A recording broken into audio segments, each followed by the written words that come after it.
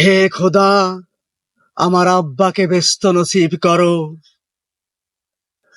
আব্বার কবর পরিষ্কার করতে করতে কথাগুলো বলল জমির শেখ। আব্বার স্মৃতি তাকে ঘিরে ধরে। ফজরে নামাজ শেষে উঠোনে বসে কোরআন তিলাওয়াত করত।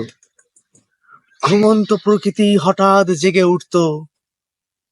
উঠোনে আসতো দোয়েল শালিক, নিশ্চুপ হয়ে শুনতো খোদার পবিত্র বাণী। বাড়ির পাশ দিয়ে যারা হেঁটে যেত তারাও দাঁড়িয়ে শুনতো। শীতল হতো হৃদয়। দুহাত তুলে ঊর্ধ্ব আকাশে তাকিয়ে থাকতো।